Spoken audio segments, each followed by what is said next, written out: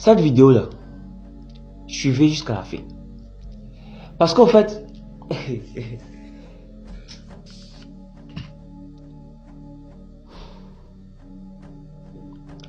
regardez ici. Ça là, ça a existé ou ça n'a pas existé? Est-ce que vous pensez que ça a pris fin? C'est une réalité ou bien c'est un mythe?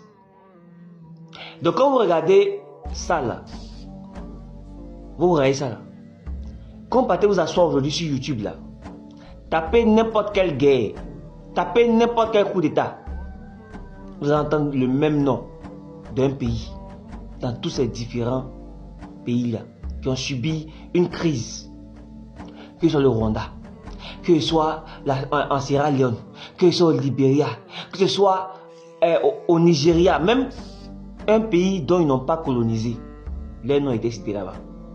Je ne sais pas si vous voyez un peu la dinguerie. Ça a existé. Vous pensez que ça n'existe pas? Toujours. C'est parce que ils ont fait de ces gens-là des exemples.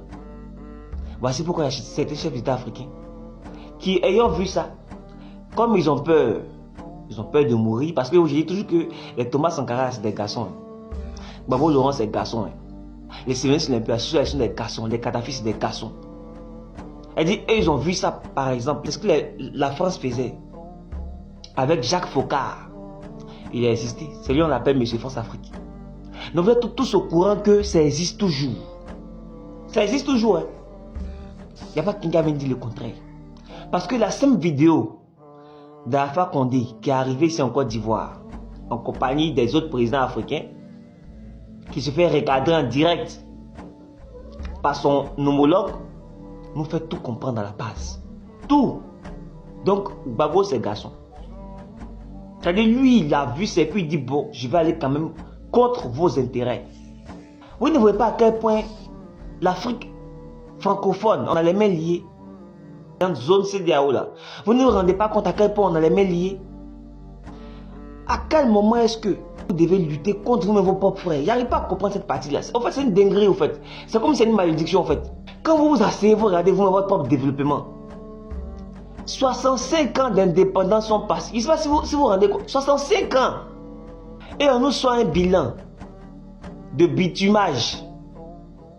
Hein, les routes qui ont été faites, là. On nous sort un bilan.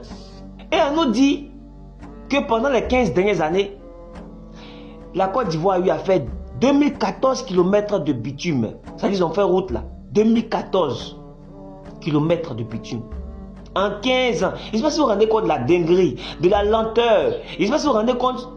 En Afrique, les gens sont plus égoïstes. C'est-à-dire, ils pensent seulement qu'à eux.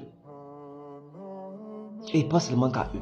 Comment on peut s'asseoir et maintenir son peuple dans une pauvreté extrême? Comment on peut s'asseoir et puis dire que bon oui, on va continuer ce système-là parce que bon voilà. Je ne sais pas si vous vous rendez compte. Regardez par exemple en Chine. Je vais mettre la comparaison clairement. Parce que chaque fois quand on parle de dette par exemple, on nous dit non que même les États-Unis sont endettés. Donc je vais comparer ça aussi. La Chine même construit route. Ils ont construit route là. Ils ont construit route même dans l'eau. Ils ont construit route même, ils ont détruit une montagne. Puis ils ont construit route là au milieu. Passant par cette montagne là. Mais nous en Afrique là. Comment est-ce qu'on vient nous faire comprendre que on doit se contenter seulement que du peu? Comment c'est possible? Même l'armement encore là, c'est pas vous.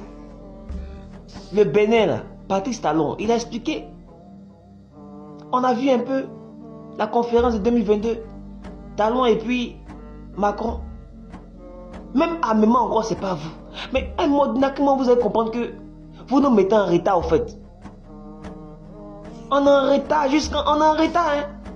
Et c'est ce qui fait que chaque fois quand on se lève matin, bon, on veut aller ailleurs. Pourquoi on veut aller ailleurs? À comment est-ce que l'Africain se dit que non, ça va pas chez moi et puis il faut que je quitte chez moi pour aller me chercher ailleurs? Comment c'est possible? Les gens nous ont fait comprendre ici que non, 6 000 milliards de dettes c'est trop. Ça sera trop sur les générations futures. Ça sera comme ça. C'est nous qui allons payer. Mais aujourd'hui, on a pris combien de milliards de dettes? Est-ce qu'il même l'a remboursé un peu?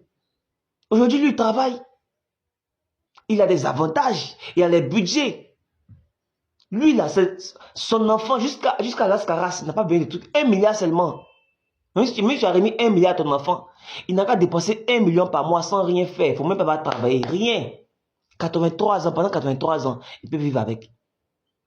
Donc lui, les dettes qu'il a prises là, est-ce que lui, ses enfants vont payer les dettes là aussi?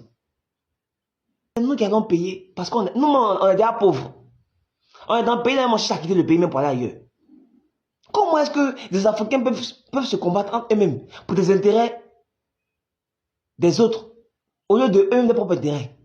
Non, franchement, c'est une malédiction. Wesh, wesh. Non. C'est l'école qui fait ou bien c'est pas. Il ne sait pas.